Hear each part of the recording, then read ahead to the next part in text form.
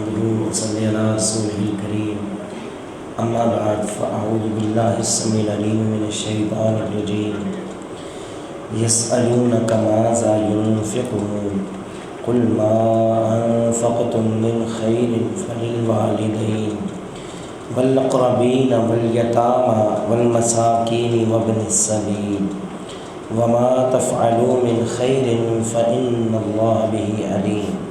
سورۃ البقرہ آیت نمبر 215۔ یسألونکا، وہ سوال کرتے ہیں آپ سے، ماذا، کیا کچھ، ینفقون، وہ خرچ کریں، قل، کہہ دیجئے، ما انفقتم، جو تم خرچ کرو، من خیر، خیر سے، فللوالدین، بس والدین کے لیے، والاقربین، اور قرابت داروں کے لیے، والیتامى، اور یتیموں کے لیے، والمساکین، اور مسکینوں کے لیے، وابن السبیل، اور مسافروں کے لیے۔ وما تفعلوا من خیر، اور جو تم کرو خیر میں سے، فإن اللہ به علیم، تو بے شک اللہ تعالیٰ اس کے ساتھ خوب جاننے والا ہے۔ دہرالیں، یسألونکا، وہ سوال کرتے ہیں آپ سے، ماذا، کیا کچھ، ینفقون، وہ خرچ کریں، کل، کہہ دیجئے، ما انفقتم، جو تم خرچ کرو، من خیر، خیر سے، فللوالدین، والدین کے لیے، والاقربین، قرابت داروں کے لیے، والیتامى، اور یتیموں کے لیے، والمساکین، اور مسکینوں کے لیے، وابن السبیل، اور مسافروں کے لیے، وما تفعلوا، اور جو تم کرو، من خیر، خیر سے، فإن اللہ، تو بے شک اللہ تعالیٰ، بھی، ساتھ اس کے، علیم، مکمل جاننے والا ہے۔ یسألونک ماذا ینفقون، وہ آپ سے سوال کرتے ہیں کہ وہ کیا کچھ خرچ کریں۔ یسألونک، وہ سوال کرتے ہیں آپ سے۔ یوں تو قرآن نے سوال کرنے سے منع کیا ہے، یا ایھا الذین آمنوا لا تسألوا عن اشیاء، اے ایمان والو، نہ تم سوال کرو چیزوں کے متعلق، ان تبد لکم تسؤکم، اگر وہ تمہارے لیے ظاہر ہو جائیں تو تمہیں وہ بہت برا لگے۔ یوں تو سوال کی ممانعت موجود ہے، لیکن یہاں پہ سوال ہو بھی رہا ہے، اور آپ حیران ہوں گے، یسألونک، وہ سوال کرتے ہیں آپ سے، ان الفاظ کے ساتھ قرآن کریم میں تقریباً 13 مقامات جو ہیں وہ موجود ہیں، 13 جگہ سوالات کا ذکر موجود ہے، جن میں سے 6 جو ہیں وہ اسی صورت کے اندر موجود ہیں کہ اے پیارے پیغمبر محمد رسول اللہ صلی اللہ علیہ وسلم، لوگ آپ سے سوال کرتے ہیں۔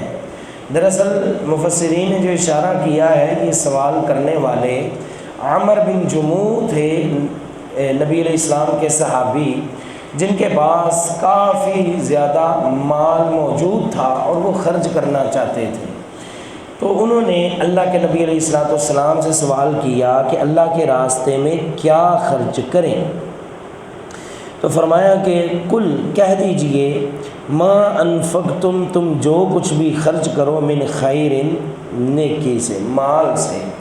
خیر کا یہاں پہ معنی ہے حلال مال سے، جو بھی اللہ کے راستے میں خرچ کرنا ہے، کون سا مال ہو، کون سا مال ہو، حلال۔ حرام مال اللہ کے راستے میں خرچ نہیں کرنا۔ اب یہاں پہ اکثر ہم سے سوال بھی کرتے ہیں، جی گورنمنٹ کی طرف سے سود آ گیا اکاؤنٹ میں، یا وہ فلاں نوکری کی، یا اس میں جو وہ سود لگ کے ساتھ پیسے آ گئے ہیں، اس کا کیا کریں؟ لے کے کسی غریب کو دے دیں، لے کے کوئی راستہ پکا کروا دیں، تو کیا اس کو کریں؟ تو بھائی اس کا جواب یہ ہے کہ غریب کو دینا تو بعد کی بات ہے، راستے پکے کروانا تو بعد کی بات ہے، وہ مال لینا ہی آپ کے لیے حرام ہے، جائز نہیں ہے۔ کیسے آپ مال لے سکتے ہیں؟ اور اچھا مال لے لیا، سود کا مال تھا، حرام تھا، تو کیا کسی غریب کو دے دیں گے تو جائز ہو جائے گا؟ بولے نہیں بھائی، سارے نہیں بولے، جائز ہو جائے گا؟ کیسے جائز ہو سکتا ہے؟ کہتے ہیں جی وہ بھوکا مر رہا ہے، بیچارہ ماڑا ہے، غریب ہے، اس کے پاس کچھ نہیں، چلو بھلا ہو جائے گا۔ بھائی غریب ہے، ماڑا ہے، آپ کے پاس کوئی بندہ کتا مار کے بھیج دیتا ہے، آپ کے لیے تو کھانا جائز نہیں، کیا اس کا گوشت نکال کے غریب کو بھیج سکتے ہیں؟ کیوں؟ بولے نہیں بھائی، وہ آپ کے لیے بھی حرام ہے، اس کے لیے بھی حرام ہے۔ ٹھیک ہے، اگر کوئی گدھے کا گوشت آپ کو بھیج دے تو وہ آپ کے لیے بھی حرام ہے، اس کے لیے بھی حرام ہے۔ تو حضرت جی یہ جو سود ہے نا، یہ آپ کے لیے بھی حرام ہے، اس کے لیے بھی حرام ہے۔ بعض مولویوں سے پوچھیں نا سود کے پیسے آگے ہیں کیا کریں، وہ کہتے ہیں ساڑھی مسجدیں لیٹرین بنوا دیں، واش روم بنوا دو ہے، اور بھائی وہاں بھی نہیں لگائے جا سکتے۔ جو حرام ہے وہ ان کاموں میں بھی صرف ہو سکتے نہیں ہو سکتے، جو حرام ہے وہ حرام ہے، وہ لے ہی نہیں سکتے، پھر کیا کریں؟ اب اکاؤنٹ میں آ گئے ہیں، بھئی آپ نے ایسا اکاؤنٹ کھلوایا ہی کیوں جس میں سود کے پیسے آئیں؟ کرنٹ اکاؤنٹ کیوں نہیں کھلوایا؟ لہذا جو آپ کی راس ہے یا جو اصل رقم یا اصل مال ہے نا، وہ فوراً نکلوائیں، اس کے بعد اکاؤنٹ تبدیل کر لیں، وہ پیسے جہاں مرضی جائیں، ہمیں اس سے کوئی سروکار نہیں۔ اکاؤنٹ بند ہو سکتا ہے کروا دے، نہیں ہو سکتا ٹھیک ہے پڑا رہے، لیکن آپ نے کرنٹ اکاؤنٹ کھلوائیں، وہ پیسے آپ استعمال کر سکتے نہیں۔ تو اللہ کے راستے میں جو بھی مال خرچ کرنا ہے، کون سا مال خرچ کرنا ہے؟ خیر والا۔ کون سا؟ جو حلال ہے۔ حرام کا مال اللہ کے راستے میں خرچ نہیں کرنا۔ کیا خرچ کریں؟ حلال خرچ کریں، یہی جواب ہے نا؟ بولے نہیں، کیا خرچ کریں؟ حلال خرچ کریں، اللہ کے راستے میں حلال مال جو ہے اللہ کے راستے میں خرچ کریں۔ جواب تو اتنا کافی تھا، لیکن یہ اللہ تعالیٰ کی حکمت کے مطابق نہیں تھا۔ حکیم تو وہ ہوتا ہے نا جو سوال کو سمجھے، اگرچہ سوال کسی سے مکمل نہیں بھی ہوا لیکن جواب مکمل ہونا چاہیے۔ اللہ اکبر۔ حضرت عائشہ صدیقہ رضی اللہ تعالیٰ عنہا کا ایک سوال مجھے یاد آ گیا۔ کسی نے پوچھا کہ امی جی رسول اللہ صلی اللہ علیہ وسلم کی رات کی نماز کے متعلق بتائیں۔ بتا سکتی تھی، 11 رکھتے ہیں، تہجد جو 11 رکھتے ہیں، جا کے پڑھ لو۔ جواب اتنا کافی تھا کہ نہیں کافی تھا؟ بولے نہیں، کافی تھا نا۔ لیکن سیدہ ایک بہت بڑی سمجھدار تھی، بڑی فقیہہ تھی، بڑی مدبرہ تھی، فرمانے لگی ما کان یزید فی رمضان ولا غیرہ علی 11 رکعہ۔ نبی علیہ السلام کی رات کی نماز چاہے رمضان ہوتا چاہے غیر رمضان ہوتا، آپ علیہ السلام 11 رکعتیں ہی پڑھتے تھے۔ تسلی ہو گئی؟ اب یہ کوئی نہ کہ رمضان کو شاید ہو رہا ہے، غیر رمضان کے ہو رہا ہے، تو بعض دفعہ سوال مکمل تو نہیں ہوتا، لیکن جو سمجھدار ہے نا حکیم، وہ یہی جو ہے اس کی حکمت کا تقاضا ہے کہ جواب تسلی بخش دے۔ بھئی ابھی کوئی گرمی کا مریض ہے، گرمی کا، حکیم کے پاس جائے، جا کے اپنی نبض چیک کروائے، حکیم صاحب کہیں آپ کو تو گرمی ہے، اب وہ کہ حکیم صاحب میں شہد استعمال کر لوں؟ حکیم صاحب کہتے ہیں جی کر لو۔ جواب ہے کہ نہیں؟ بولے نہیں، لیکن مکمل نہیں ہے۔ کیوں؟ کیونکہ مریض کی حالت کے مطابق جواب ہونا چاہیے۔ اب وہ آگے بھی گرمی کا مریض ہے، شہد بھی گرم ہے، حکیم صاحب بولتے ہیں شہد استعمال کر لو لیکن ساتھ سرکہ بھی ملا لینا۔ اب سرکہ ٹھنڈا ہے، اس کی تاثیر کو کم کر دے گا، بالکل بیلنس ہو جائے گا، برابری ہو جائے گی۔ اب یہ جو شہد ہے اس مریض کو تنگ حالانکہ سوال میں یہ تو اس نے پوچھا ہی نہیں تھا صدقہ ملاؤں کہ نہ ملاؤں، سوال یہ تھا میں شاید استعمال کر سکتا ہوں۔ اس حکیم کی سوچ اور سمجھداری ہے کہ اس نے مریض دیکھ کے، سائل دیکھ کے مکمل جواب دیا۔ اب یہاں بھی سوال یہی تھا ماذا ينفقون، کیا خرچ کریں؟ جواب تو اتنا کافی تھا کہ اللہ کے راستے میں اچھا مال خرچ کر لو، لیکن یہ جواب کافی کیوں؟ کیونکہ اب اگلا سوال پھر یہ باقی تھا، خرچ کہاں پہ کرنا ہے؟ اللہ کے راستے میں تو مال خرچ کرنا ہے بھئی، مال تو خیر والا خرچ کرنا ہے، حلال کا خرچ کرنا ہے، خرچ کریں کہاں پر؟ تو اللہ تعالیٰ نے اس کا بھی ساتھ ہی جواب جو ہے وہ ذکر کر دیا، فرمایا ما انفقتم، ما جو انفقتم تم خرچ کرو، من خیر خیر سے، فللوالدین کس کے لیے؟ کس کے لیے؟ والدین کے لیے، والاقربین اور قرابت داروں کے لیے، والیتاما اور یتیموں کے لیے، والمساکین اور مسکینوں کے لیے، وابن السبیل اور مسافروں کے لیے۔ ابن کا معنی ہوتا ہے بیٹا، ابن کا معنی کیا ہوتا ہے؟ بیٹا، اور سبیل کا معنی ہوتا ہے راستہ۔ کیا مطلب ہوتا ہے؟ راستہ۔ ابن السبیل راستے کا بیٹا، کیوں؟ کیونکہ وہ ایک راستہ طے کرتا رہتا ہے، اس لیے کہہ دیتے ہیں راستے کا بیٹا، مطلب مسافر۔ تو یہ جو ہے اللہ تعالیٰ نے ترتیب بیان کی ہے۔ ایک مفسر ہیں میمون ابن کثیر رحمہ اللہ تعالیٰ نے ان کا قول ذکر کیا ہے، وہ فرماتے ہیں کہ خرچ کرنے کے اعتبار سے یہ جو آیت اور اس کی ترتیب ہے نا وہ زبردست ہے، کہ جہاں خرچ کرنا ہے نا اللہ پاک نے وہ جگہیں ذکر فرما دی ہیں۔ اگر کوئی شخص مال خرچ کرنا چاہتا ہے، سمجھ نہیں آ رہی کہاں پہ کروں، تو یہ ترتیب اس کے لیے زبردست ہے۔ سب سے پہلے خرچ کرنا ہے کس پہ؟ والدین پہ۔ یہاں سے یہ بات بھی نوٹ کر لیں، یہاں سے یہ بات معلوم ہوئی کہ یہ زکوٰۃ کی بات کیونکہ والدین کو زکوٰۃ دے سکتے ہیں؟ نہیں نہ دے سکتے۔ تو اس سے یہ بات معلوم ہوئی کہ یہ زکوٰۃ کے متعلق سوال نہیں تھا۔ زکوٰۃ کے متعلق آگے ذکر ہوگا، اللہ پاک نے 8 مصارف بیان کیے جن کو زکوٰۃ دے سکتے ہیں، ان کا ذکر آگے موجود ہے۔ انما الصدقات للفقراء، زکوٰۃ فقیروں کے لیے، مسکینوں کے لیے، والعاملین علیہا، اکٹھی کرنے والوں کے لیے، والمؤلفۃ قلوبہم، تالیف قلب کے لیے، کہ کوئی کافر ہے اس کو اسلام کی طرف لانا ہے، اس پہ خرچ کی جا سکتی ہے، والمؤلفۃ قلوبہم، وفی الرقاب، غلام آزاد کروانے کے لیے، والغارمین، مقروض کے لیے، وفی سبیل اللہ، اللہ کے راستے میں، وابن السبیل اور مسافروں کے لیے۔ یہ 8 جگہیں اللہ نے ذکر کی ہیں جہاں پہ آپ زکوٰۃ کا مال خرچ کر سکتے ہیں، جبکہ والدین پہ زکوٰۃ خرچ کر سکتے کیوں نہیں کر سکتے؟ کیونکہ جس طرح انہوں نے پالا ہے، اب وہ بوڑھے ہو گئے ہیں، اب ان کی کفالت کن کے ذمہ ہے؟ اولاد کے ذمہ ہے۔ تو جس کی کفالت ذمہ ہونا اس پہ آپ زکوٰۃ خرچ کر سکتے۔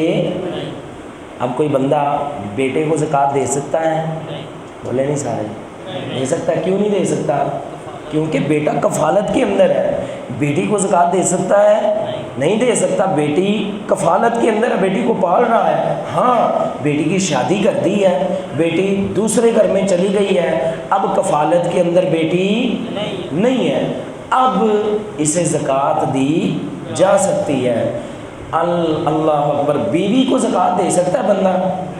کیوں نہیں دے سکتا؟ کہ بیوی کفالت کے اندر ہے۔ بیوی اگر پیچھے سے ہی مالدار ہے وہ اپنے خاوند کو زکوٰۃ دے سکتی ہے، اگر خاوند ماڑا ہے دے سکتی ہے۔ کیوں دے سکتی ہے؟ کیونکہ بیوی جو ہے وہ کبھی خاوند کی کفیل اس کے ذمہ کفالت نہیں ہے، اس لیے بیوی زکوٰۃ دے سکتی ہے۔ تو لہٰذا جو آپ کے ذمے میں ہے نا، جن کے آپ کفیل ہیں، جو آپ کی کفالت میں ہیں، انہیں آپ زکوٰۃ دے سکتے نہیں۔ تو یہ پہلے لفظ سے یہ بات معلوم ہو گئی کہ یہ آیت زکوٰۃ کے متعلق نہیں، عام جو صدقہ کرنا ہے نا، عام یہ اس کے متعلق ہے۔ اگر عام کسی بندے نے صدقہ کرنا ہے، سب سے پہلے شروع کہاں سے کرے؟ کہاں سے کرے؟ والدین سے۔ اللہ اکبر۔ نبی علیہ السلام نے فرمایا بہترین آدمی کا صدقہ وہ ہے جو وہ خرچ کرتا ہے اپنے اہل پہ، اپنے گھر والوں پہ، حتی لقمہ، آپ علیہ السلام نے فرمایا حتیٰ کہ وہ لقمہ ترفع فی امراتہا، فرمایا کہ جو اپنی بیوی کے منہ میں لقمہ جو پہنچاتا ہے وہ بھی صدقہ ہے۔ حتیٰ کہ آپ علیہ السلام نے فرمایا کہ ان للرجل، آپ علیہ السلام نے فرمایا آدمی کے لیے وہ پانی کا گھونٹ جو اپنی بیوی کو پلاتا ہے، وہ پانی بھی اللہ پاک اسے صدقے کا ثواب عطا فرماتے ہیں۔ اندازہ کریں کہ اگر انسان اپنے گھر میں خرچ کرے تو کتنا زیادہ اجر و ثواب ہے۔ پانی، بھائی خرچ تو کرنا ہی ہے، کرنا ہے کہ نہیں؟ گھر والوں پہ سب کرتے ہیں کہ نہیں کرتے؟ پانی لانا، کھانا لانا، آئل لانا، سبزی، گوشت، چاول، گندم، سب لاتے ہیں کہ نہیں لاتے؟ بولے نہیں سارے؟ لیکن لاتے وقت نا یہ نیت کر لیا کرو، اللہ تیرے پیغمبر کی حدیث سنی ہے، اپنے گھر والوں پہ خرچ کرنا بھی صدقہ ہے۔ اب گھر میں آپ جتنا بھی خرچ کریں گے اللہ پاک مکمل صدقے کا ثواب عطا فرمائے گا۔ یہ بڑی قیمتی باتیں یقین جانیں، عام خاص شاید کو مولوی بتا دے لیکن عام مولوی نہیں بتاتے۔ مجھے آپ بتائیں کوئی ماڑا بندہ مہینے میں 20,000 25,000 صدقہ کر سکتا ہے؟ بولے نہیں؟ 25,000 30,000 کوئی صدقہ کر سکتا ہے؟ لیکن آپ جانتے ہیں ہم یہ جو تنہا دار لوگ ہیں، اتنی تنہائیں 20 25 30,000 اور وہ گھر میں خرچ ہو جاتا ہے، ہوتا ہے کہ نہیں ایسا؟ جب تنہا ملے نا فوراً یہ نیت کر لیں، کرنی تو گھر میں ہی خرچ ہے، بچوں پہ، بیوی پہ، والدین پہ، فوراً یہ نیت کر لیا کریں اللہ اس سارے پیسے کو صدقے کا ثواب دینا ہے۔ اب ماں پہ خرچ کریں، باپ پہ خرچ کریں، بیوی پہ خرچ کریں، بچوں پہ خرچ کریں، وہ 30,000 خرچ ہو، وہ 60,000 خرچ ہو، وہ 1,00,000 روپیہ خرچ ہو، اللہ پاک اس مہینے میں آپ کو 1,00,000 روپے کا ثواب عطا فرما دے گا۔ سب سے بہترین صدقہ کیا ہے جی؟ جو اپنے اہل پہ خرچ کیا جائے، گھر سے شروع کیا جائے۔ اور آپ کو پتہ ہے نا سب سے پہلے حق بھی والدین کا بنتا ہے۔ دیکھیں وہ وقت یاد کریں نا جب انہی والدین نے، والد دھوپ میں نکلتا تھا، محنتیں کرتا، مزدوریاں کرتا اور کما کے لاتا، کس کے لیے؟ انہی بچوں کے لیے۔ اور ماں کی محبت یہ ہوتی تھی ایک لقمہ اٹھایا اپنے لیے منہ میں ڈال رہے یا ادھر دیکھ لیا بچہ آ گیا، وہ لقمہ واپس نکال کے بچے کے منہ میں ڈال دیتی ہے کہ اس کا کچھ بن جائے۔ اب وہ بوڑھے ہو گئے ہیں نا، بچوں کی ذمہ داری کیا؟ یقین جانے حیرانگی ہوتی ہے ایسی اولادوں پہ، وہ خرچے کے لیے لڑ رہے ہیں، اللہ اکبر، والدین کے لیے کہ فلاں خرچہ دے، فلاں خرچہ دے، ہم کہاں سے دے؟ اپنی مجھے ٹھیک ٹھاک ہو رہی ہیں، مزے ٹھیک ٹھاک ہو رہے ہیں، لیکن والدین کو کوئی پوچھتا ہی نہیں ہے۔ ایسا نہیں، بہترین صدقہ سب سے پہلے خرچ کہاں پہ کرنا ہے؟ اپنے اہل پہ، اپنے والدین پہ۔ گھر جائیں، جاتے ہوئے والدین کے لیے کچھ نہ کچھ کوئی چھوٹی بڑی چیز لے جائیں اور صدقہ سمجھ کے لے جائیں۔ کوئی باہر بھی تو دینا ہے نا، ادھر ادھر بھی تو دینا ہے نا۔ اپنے والدین کے لیے کبھی والدہ کے لیے کوئی سوٹ، کبھی کوئی جوتا، کبھی کوئی کھانے کی چیز، کچھ پسند کرتے ہیں لے جائیں، انشاءاللہ اللہ پاک یہ صدقے کا ہی ثواب عطا فرمائیں گے۔ تو سب سے پہلے خرچ کہاں پہ کرنا ہے؟ فَلِلْوَالِدَيْنِ، والدین کے لیے، وَالْأَقْرَبِينَ، اس کے بعد کن پہ خرچ کرنا ہے؟ ہاں ان پہ خرچ کرنا ہے جن کے ساتھ ہماری سب سے زیادہ لڑائی ہے، سب سے زیادہ جھگڑا انہی کے ساتھ ہے جو جتنے قریبی رشتہ دار ہیں، چچا سے، تائے سے، ماما سے، پھپھو سے، خالاؤں سے جھگڑے ہیں۔ اور نہیں بھائی یہ قریب کے رشتے ہیں، یہ بھی بڑا پیار کرنے والے رشتے ہیں، بچپن میں بڑا پیار کرتے ہیں، بڑا احساس کرتے ہیں۔ ہاں جب جب دوریاں بڑھتی جاتی ہیں، مخالفتیں بڑھتی جاتی ہیں اور حالات پتہ نہیں کہاں کے کہاں، تو بہتر یہ ہے والدین کے بعد کس پہ خرچ کرنا ہے؟ رشتہ داروں پہ۔ اس کے بعد تیسرا حق ان کا ہے جن کے والد فوت ہو چکے ہیں، بچپن میں ہی کمانے کے قابل نہیں ہیں، والد کا سایہ ہی سر پہ نہیں، بیچارے کما ہی نہیں سکے۔ کون؟ یتیم، جب وہ کمانے کے قابل ہو جائیں تو یتیمی ختم۔ تو جو بچے ہیں ایسے تیسرے نمبر پہ ان پہ خرچ کرنا ہے۔ چوتھے نمبر پہ اب وہ ہیں جو بیچارے غریب ہیں، کماتے ہیں لیکن گھر میں پوری نہیں پڑتی، ان پہ خرچ کرنا ہے۔ اس کے بعد وابن السبیل، ایسے لوگ جو بیچارے سفر کر کے اپنے علاقوں سے دور ہیں، اپنے علاقے میں بڑی سہولتیں ہوتی ہیں، یقین جانے پیسے نہیں بھی نا، پتہ ہے یار یہ دکاندار مجھے جانتا ہے، اور بھائی ذرا کلو گھی دے دے، کل پرسوں ترسوں تنخواہ ملے گی تجھے پیسے دے دوں گا، ٹھیک ہے ہمارے پیسے آنے والے ہیں، تھوڑا سا آٹا دے دے، گھر میں ضرورت ہے، 2-4 دن تک پیسے ملتے دے دوں گا۔ وہ محلے دار ہوتے ہیں، اعتبار کر لیتے ہیں، کوئی نہیں یار اپنا بندہ ہے، کون سا علاقہ چھوڑ کے بھاگ جائے گا۔ اب جب بندہ لاہور سے ادھر آیا ہوا ہے یا ادھر سے کوئی لاہور یا کراچی گیا ہوا ہے، اب کوئی کہیں جا کے بھائی سیالکوٹ سے آیا ہوں پیسے نہیں، کوئی کلو آٹا دے گا، بول دے نہیں بھائی، اعتبار کرے گا یار 3-4 دن تک پیسے آئیں گے لے لینا، وہ کہے گا جا بھائی کام کر، تو سیالکوٹ سے ہے میں جانتا نہیں، میں تمہیں سیالکوٹ میں کہاں تلاش کرتا ہوں، ویسے بھی 500 روپے کلو گھی ہو گیا، آئل ہو گیا، تو میں کیسے تمہیں چھوڑ سکتا ہوں۔ اللہ اکبر۔ تو اب وہ بیچارہ اپنے وطن سے دور ہے، پیسے اس کے پاس یا گم گئے یا چوری ہو گئی یا کچھ بھی معاملہ خراب ہو گیا، اب ایسے مسافر پہ خرچ کرنا بھی صدقہ ہے انشاءاللہ، تو ان پہ خرچ کریں۔ یہ بہترین جگہ ہیں جہاں پہ آپ خرچ کر سکتے ہیں۔ فرمایا وما تفعلوا، اور جو تم کرو من خیر، خیر سے، فإن اللہ، تو بے شک اللہ تعالیٰ بھی، ساتھ اس کے علیم مکمل جاننے والا ہے۔ اللہ تعالیٰ نیتوں کو جانتا ہے، اللہ تعالیٰ جانتا ہے مال کہاں سے کمایا، کتنا کمایا اور کیسے کمایا اور کیسے اور کہاں اور کس نیت کے ساتھ تم خرچ کر رہے ہو، یہ ساری باتوں کا اللہ تعالیٰ کو علم ہے۔ لہذا جب خرچ کرو یہ سارا سوچ سمجھ کے خرچ کرو۔ اللہ تعالیٰ ہم سب کو سمجھ عطا فرمائے۔ یسألونک، وہ سوال کرتے ہیں آپ سے، ماذا ينفقون، کہ کیا کچھ وہ خرچ کریں، قل کہہ دیجئے ما انفقتم، تم جو کوئی خرچ کرو، جو کچھ خرچ کرو، من خیرین، حلال مال سے، فللوالدین، کس کے لیے، والدین کے لیے، والاقربین، اور قریبی رشتہ داروں کے لیے، والیتامى، اور یتیموں کے لیے، والمساکین، اور وابن السبیل، اور مسافروں کے لیے، وما تفعلوا من خیر، اور جو کچھ کرو تم خیر سے، نیکی سے، فإن اللہ بھی علیم، تو بے شک اللہ تعالیٰ اسے مکمل طور پہ جانتا ہے۔ وآخر دعوانا الحمد للہ رب العالمین۔